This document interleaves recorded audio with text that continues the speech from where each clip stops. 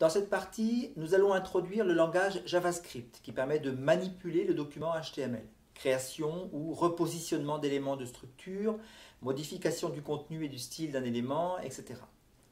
Dans une première partie, nous verrons comment mettre en œuvre ce langage. Vous ferez plusieurs exercices autour des notions centrales que sont les variables, les tableaux, les fonctions et les structures conditionnelles. JavaScript est vaste et je rappelle que ce module n'a pour objectif qu'une initiation à JavaScript. Je suppose cependant que vous avez déjà une petite expérience en matière de programmation et que la notion d'algorithme ne vous est pas inconnue. JavaScript est un langage de programmation à l'origine développé chez Netscape Communications en 1995 et standardisé par l'organisme CMA en 96 et 97. JavaScript est interprété par le navigateur. Qu'est-ce que ça veut dire? Eh bien, nous avons vu que le fichier HTML transmis par le serveur peut contenir à la fois des balises HTML définissant sa structure, son contenu et éventuellement son aspect, et des informations de type CSS, contenues soit dans des balises script, soit dans des fichiers supplémentaires. On va voir que ce fichier HTML va pouvoir contenir également des instructions JavaScript.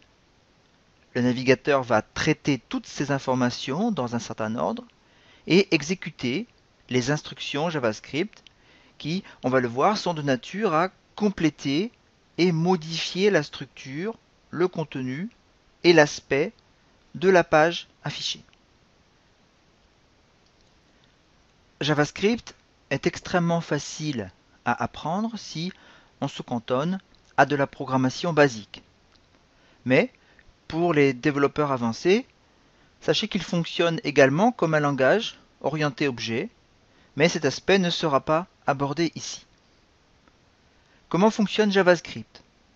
À l'intérieur du langage HTML, il existe des mécanismes, on parle de méthodes et de propriétés, qui permettent de lire, modifier, mettre à jour et supprimer des éléments du document examiné. Cet ensemble de mécanismes est appelé DOM pour Document Object Model. JavaScript s'appuie sur cet ensemble de méthodes pour transformer le document HTML. Transformer, ça veut dire repositionner les éléments, créer de nouveaux éléments, modification du contenu et du style d'un élément, suppression d'un élément, etc. On parle de manipulation statique quand toutes ces opérations sont effectuées par le client, c'est-à-dire par le navigateur, sans échange avec le serveur. Mais JavaScript peut également être un des éléments d'une architecture permettant un affichage dynamique de tout ou partie du contenu HTML, c'est-à-dire une architecture qui permet l'échange de données avec le serveur. Ajax, qui associe JavaScript, les CSS et le DOM, combiné au langage PHP, qui est un langage qui s'exécute sur le serveur, sont les autres éléments de cette architecture. Mais cet aspect ne sera pas étudié ici. Comment mettons en œuvre JavaScript? Très simplement, de la même façon que pour CSS.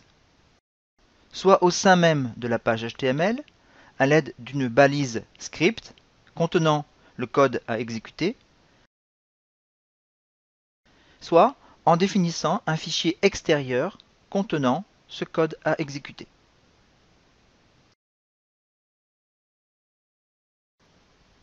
Le premier exemple ci-dessous, que je vous demande de reproduire, permet de changer le titre dans le conteneur identifié par la chaîne titre.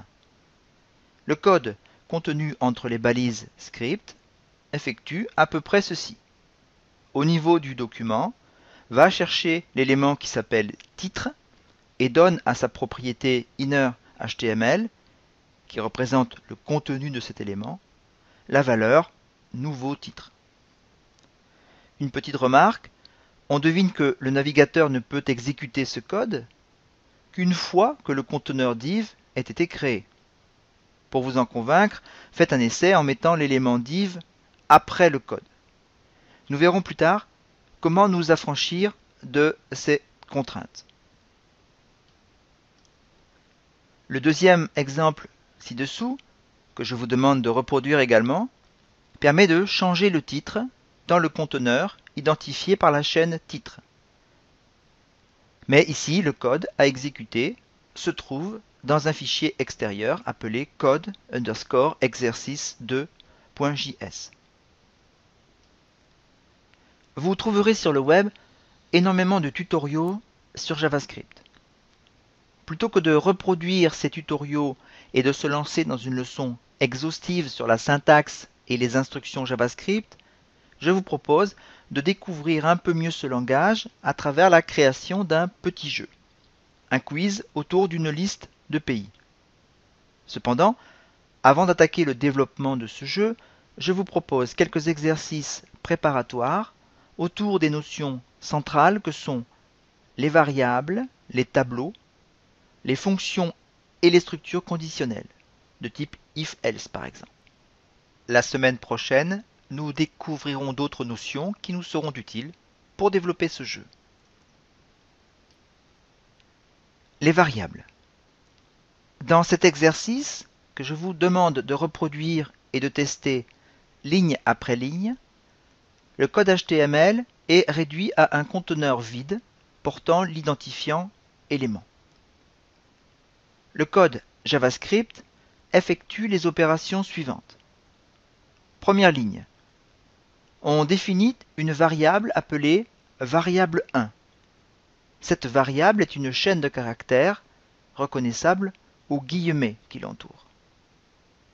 Première remarque, on pourrait se passer des trois petites lettres var, V-A-R.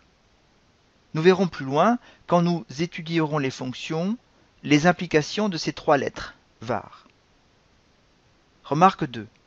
Cette variable n'est pas typée, c'est-à-dire qu'on laisse JavaScript deviner que c'est une chaîne de caractères, ce qui peut parfois conduire à des erreurs. Remarque 3. On peut utiliser de simples codes pour définir une chaîne de caractères. Remarque 4. Un nom de variable doit commencer par une lettre ou un underscore. Il peut comporter des lettres, des chiffres et les caractères underscore et esperluette. En revanche, les espaces ne sont pas autorisés. De plus, il y a des noms interdits dont vous trouverez la liste sur la page ci-dessous. Deuxième ligne, dont la signification est dans le document, écrit à la position de l'appel du script dans le document, c'est-à-dire ici à la suite de l'existant, la chaîne constituée de variable1 et une chaîne contenant la balise HTML BR qui signifie saut de ligne. Troisième ligne, on redéfinit la valeur de la variable 1. À nouveau, on remarque que cette variable n'est pas typée. On laisse JavaScript deviner que c'est un nombre ici. Quatrième ligne, dont la signification est déjà connue. Au niveau du document, va chercher l'élément qui s'appelle élément et donne à sa propriété innerHTML le résultat du calcul variable 1 plus 6.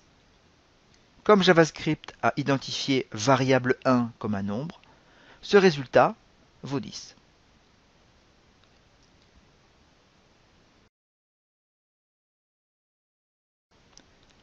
Les tableaux. Les tableaux sont une structure de données permettant de stocker des données de même nature. Exemple, une liste d'auteurs, de marques, de villes ou, comme dans le projet qui clôt cette partie, une liste de pays. Dans cet exercice, que je vous demande de reproduire et de tester ligne après ligne, le code HTML est réduit à un conteneur vide portant l'identifiant élément. Le code JavaScript effectue les opérations suivantes. Création de 3 tableaux, appelés tab 1, tab 2 et tab 3, de 3 façons différentes. redéfinition du premier élément de table 3. Table 3 de 0 prend la valeur Amsterdam. Définition d'un quatrième enregistrement pour table 3. Enfin, présentation de deux méthodes utiles, l'affichage du nombre d'enregistrements d'un tableau et l'affichage d'une chaîne de caractères concaténant l'ensemble des valeurs d'un tableau.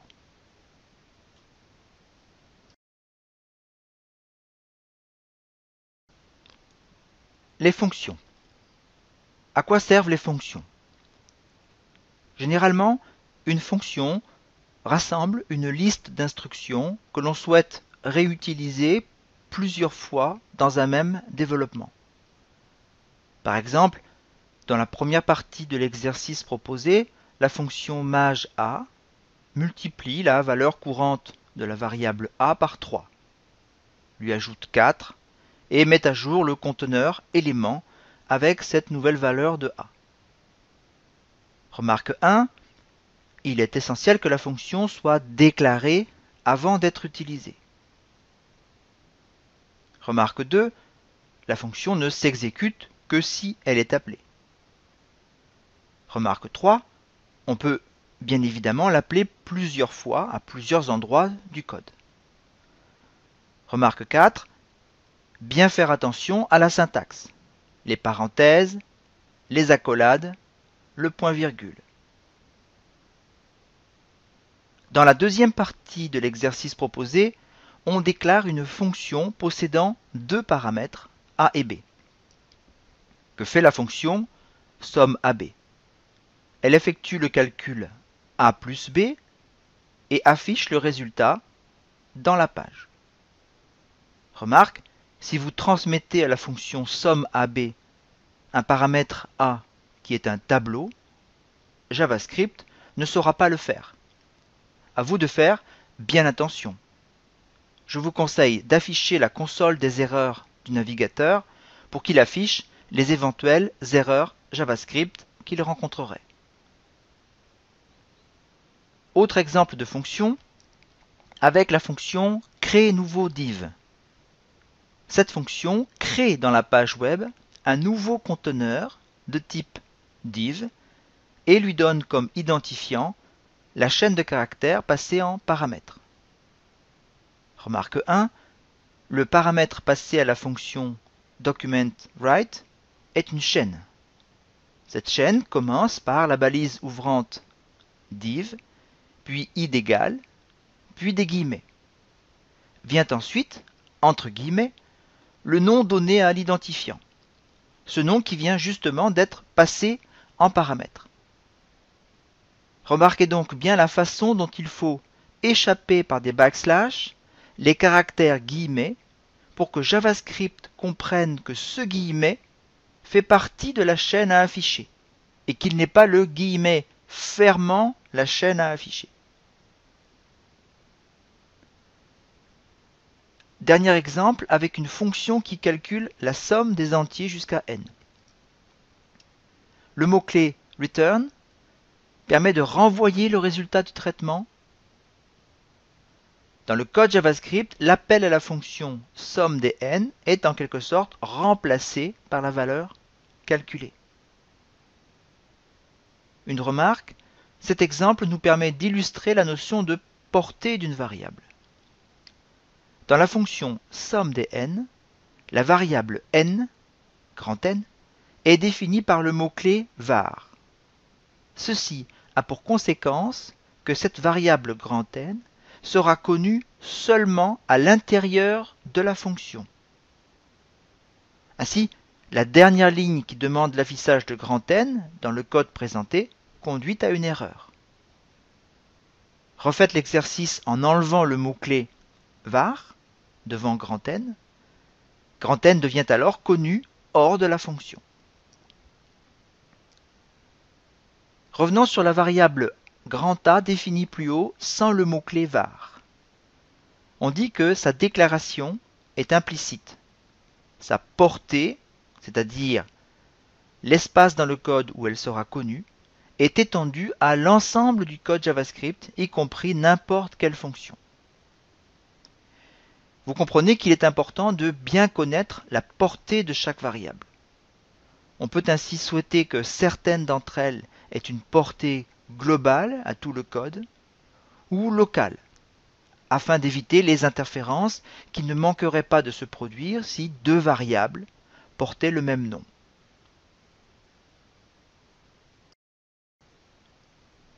Structure conditionnelle. Dans cet exercice, nous allons voir d'une part comment tester si une condition est vraie, et d'autre part comment mettre en place des boucles. Commençons par les boucles. Dans la première partie de l'exercice proposé, on définit un tableau d'auteur. Ensuite, on écrit dans le document la première balise d'une liste à puces, la balise UL. Ensuite, on fait une boucle qui parcourt tous les enregistrements du tableau, depuis l'enregistrement d'indice 0 jusqu'au dernier. Pour chaque enregistrement, on écrit dans le document une chaîne de caractères correspondante à une ligne de la liste à puces. Cette chaîne commence par la balise li, continue par l'enregistrement courant tab 1 de i, et finit par la balise fermante /li. Enfin, il ne faut pas oublier d'écrire la balise fermante de cette liste à puces /ul. Voilà un premier exemple de boucle sur les valeurs d'un tableau. Vous pouvez tester le résultat.